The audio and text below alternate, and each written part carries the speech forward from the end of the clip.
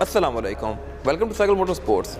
मेरा नाम है जहांसेब हाशमी और आज मैं जिस गाड़ी का रिव्यू करने जा रहा हूँ ये है टोयोटा रीवो रॉको 2023 मॉडल। आज मैं इस रिव्यू के अंदर इस गाड़ी का interior, exterior, engine specification, tyre size, price और इस गाड़ी के differences as compare to simple Revo ये सब कवर करने वाला हूँ। ये वीडियो एंड तक देखिएगा। और ये specific car cycle motor sports के पास लिस्टेड है। Cycle motor sport main GT road के ऊपर रावलपिंडी में DHA 2 के गेट 1 के ऑपोजिट लोकेटेड है और इनकी एक और ब्रांच भी है जो कि सदर में है। बाकी साइकिल मोटर्स यूज्ड, न्यू और फिर जर्मन, यूरोपियन, इटालियन, पाकिस्तानी हर तरह की कार में डील करता है। तो अगर आपने इन गाड़ियों के बारे में कोई इन्फॉर्मेशन लेनी है तो आप इस दिए गए नंबर पर कॉल कर सकते हैं या फिर आप इनकी वेबसाइट विजिट कर सकते हैं जो कि www.cyclemotorsports.pk है, जहाँ पे आपको हर गाड़ी की updated price time to time मिलती रहेगी। खैर, ये रहा review, let's get started. Let's start with the exterior of this car. ये रॉको का फ्रंट लुक है जो कि कंपैरेटिवली रीवो से डिफरेंट है। इस तरह से कि इसकी हेडलाइट्स के अंदर जो ये ग्रे वाला पार्ट है ये सिंपल रीवो में क्रोम में आता है। बाकी इसकी हेडलाइट्स बाइजेनॉन के साथ हैं, इसमें DRL भी दी गई है। फॉगलेस का डिज़ाइन भी इस गाड़ी के अंदर डिफरेंट कर दिया गया है रॉको में और इसके अलावा ये LED में आती हैं। अगेन रॉको के अंदर फ्रंट ग्रिल भी चेंज कर दी गई है। सिंपल रीवो में यहाँ पे काफ़ी क्रोम आता है जबकि इसमें ये वाला सारा एरिया मैट में है। बाकी इसमें स्किड प्लेट वगैरह दी गई है और ये सारे यूजुअल स्टफ है जो कि रीवो में आता है।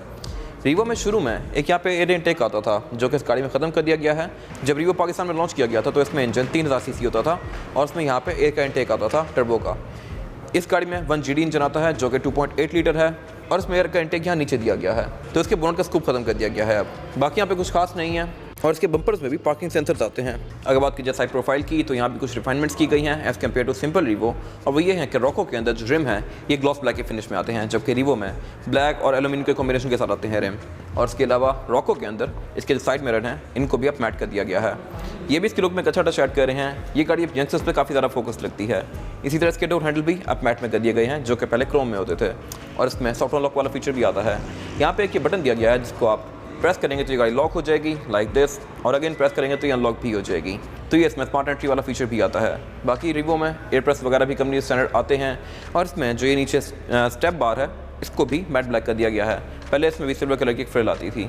और उसके अलावा बाकी यहाँ पे हाइलक्स 2.8 D4D की बैजिंग दी गई है जो कि शो करवाता है कि ये गाड़ी 4x4 है और 2800 cc इंजन के साथ आती है। इसी तरह इसके रियर एंड पे भी कुछ चेंजेस किए गए हैं, जैसे कि इसमें ओवर फेंडर्स आ गए हैं फ्रंट बैक दोनों पे, और इसके अलावा इस गाड़ी में रोल बार भी ऐड कर दिया गया है।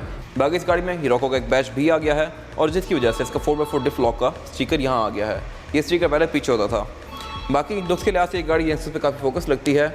और यहाँ पे एक फन फैक्ट ये है कि ये रीवो इवन फॉर्च्यूनर और प्राडो से भी लंबा है लेंथ में। फॉर्च्यूनर कंपैरेटिवली व्हील बेस के लिहाज से इससे छोटी है। अगर अभी दोनों गाड़ियाँ साथ खड़ी करें तो ये पीछे ज़्यादा लंबी जा रही होगी, तो ये मेरे ख्याल से एक मजे की चीज़ है। और अगर बात की जाए इसके रेयर लुक की तो ये भी काफ़ी अग्रेसिव है।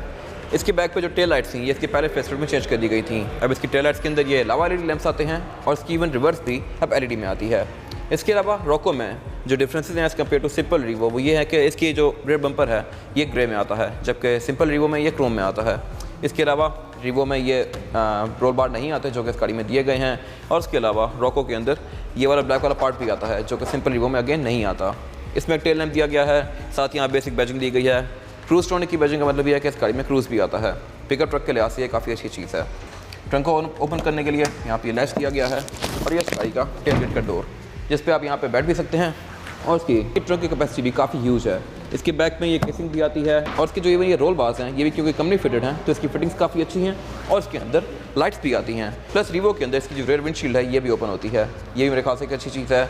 अगर आप ये विंडोज़ ओपन कर दें तो हवा की क्रॉसिंग काफ़ी अच्छी होती है गाड़ी के अंदर। इसके बाद अगर बात कीजिए इस गाड़ी के इंटीरियर की तो ये रीवो रॉको 2023 मॉडल का इंटीरियर है जो कि फुल ब्लैक में आता है। इसकी सीट्स, डैशबोर्ड वगैरह सारा ही ब्लैक में दिया गया है और इसमें मटेरियल्स भी अब काफ़ी अच्छे यूज़ किए गए हैं।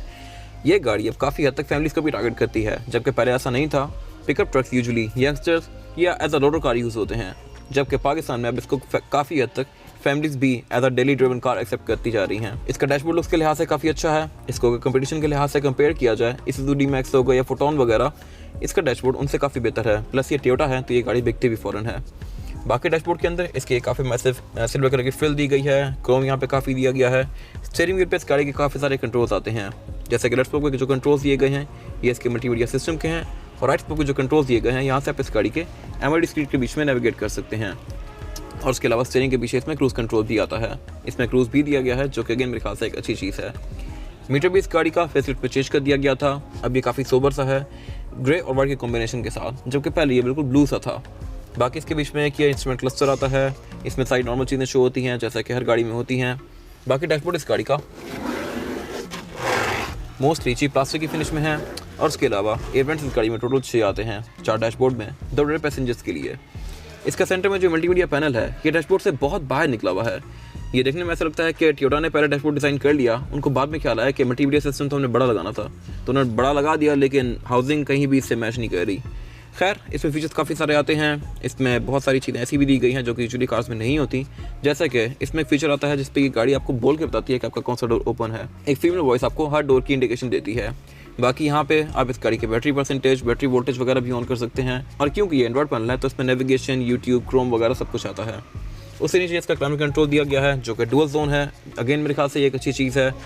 रीवो में पहले ये सिंगल जोन आता था, अब इसको डुअल जोन कर दिया गया है, और उसके साथ इस गाड़ी का 4x4 का स्विच दिया गया है। उससे नीचे यहाँ पे बहुत सारे डिफरेंट सॉकेट्स आते हैं। 2 यहाँ पे 12 वोल्ट के चार्जिंग आउटलेट दिए गए हैं जिनको आप एज अ सीरियल लाइटर भी यूज़ कर सकते हैं, और उसके अलावा यहाँ पे एक फास्ट चार्जिंग का पोर्ट भी दिया गया है जो कि अगेन मेरे ख्याल से एक अच्छी चीज़ है।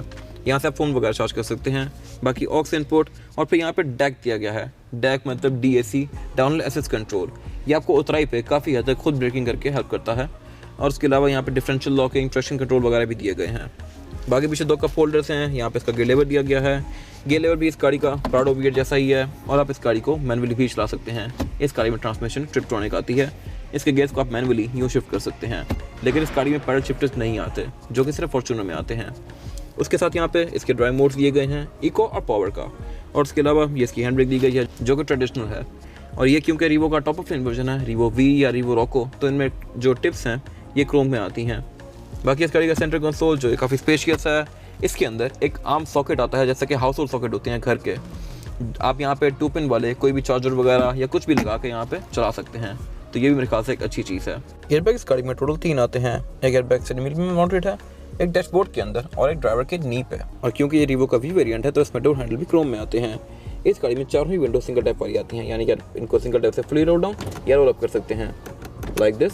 और उसके अलावा इस गाड़ी के साइड मिरर भी रिट्रैक्टेबल हैं, जिनको आप गाड़ी के अंदर बैठ के ही फोल्ड अनफोल्ड कर सकते हैं लाइक दिस, और इनको आप एडजस्ट भी यहीं से कर सकते हैं। और उसके अलावा स्पीकर्स गाड़ी में टोटल 6 आते हैं, 4 डोर्स में और 2 ट्वीटर्स। हेडलाइट्स इस गाड़ी में ऑटो के फीचर के साथ आती हैं, यानी कि रात और दिन को सेंस करके ऑटोमेटिकली ऑन या ऑफ होंगी। और इस गाड़ी में फ्रंट और बैक दोनों पे पार्किंग सेंसर्स दिए गए हैं। और अगर बात की जाए इस गाड़ी में रेयर पैसेंजर्स के लिए सीटिंग कैपेसिटी की, तो बैक पे यहाँ पे 2 लोग आसानी से बैठ सकते हैं। तीसरा बंदा आना चाहे तो वो भी आ जाएगा, लेकिन फिर ज़्यादा कंफर्टेबल नहीं होगा क्योंकि इसकी सीट्स भी यहाँ से ऊपर हैं, बैक भी थोड़ी सी आगे है, और यहाँ पे थोड़ा सा हम भी आता है रेयर पैसेंजर्स के लिए। तो यहाँ पे 2 लोग आसानी से बैठ सकते हैं, 4 लोग भी फिट हो जाएंगे, लेकिन ज़्यादा कंफर्टेबल नहीं होंगे। बाकी बैक पे यहाँ पे 2 एयरवेंट्स दिए गए हैं रेयर पैसेंजर्स के लिए, जो कि मेरे ख्याल से अच्छी चीज़ है। और उसके अलावा इसमें हेडरेस्ट भी 3 आते हैं रेयर पैसेंजर्स के लिए। सेंटर में एक सेंटर कंसोल दिया गया है जिसको निकाल के आप इसमें से 2 कप होल्डर्स एक्सेस कर सकते हैं। और उसके अलावा इस गाड़ी में जो मैंने चीज़ मेंशन की हुई है पहले, वो ये है कि इसकी जो रेयर विंडो है ये ओपन होती है, तो यहाँ से हवा की क्रॉसिंग काफ़ी मज़ेदार होती है अगर आप इसको ओपन करें तो। ये चीज़ पहले वीगो वगैरह में नहीं आती थी। बाकी अगर बात की जाए स्पेस की, तो यहाँ पे मेरे पास लेग रूम भी काफ़ी स्पेशियस है रेयर पैसेंजर्स के लिए, और उसके अलावा हेडरूम का भी मेरे पास कोई इशू नहीं है। ये गाड़ी क्योंकि पिकअप ट्रक है तो इसमें हेडरूम का इशू किसी को भी नहीं होने वाला, और लेग रूम भी यहाँ पे अच्छा खासा स्पेशियस है। बाकी इसके रेयर डोर्स में स्पीकर आते हैं, बॉटल होल्डर्स आते हैं। इसकी रेयर विंडो सिंगल टैप वाली हैं, यानी कि आप इनको सिंगल टैप से फुली रोल डाउन या रोल अप कर सकते हैं। इसके अलावा यहाँ पे कुछ खास है नहीं। अगर बात की जाए इंजन की, तो इंजन इस गाड़ी में 1 GD-FTV आता है, जो कि 2800 सीसी इनलाइन 4 सिलेंडर इंजन है, और ये डीजल इंजन है जो कि 201 हॉर्स पावर प्रोड्यूस करता है, और 500 न्यूटन मीटर ऑफ टॉर्क, जो कि काफ़ी सिग्निफिकेंट परफॉर्मेंस फिगर है। इसको रिसेंटली अपडेट किया गया है रीवो के पहले फेसलिफ्ट में पाकिस्तान में। इससे पहले ये इंजन 176 हॉर्स पावर प्रोड्यूस करता था, जो कि कंपैरेटिवली इससे कम थी।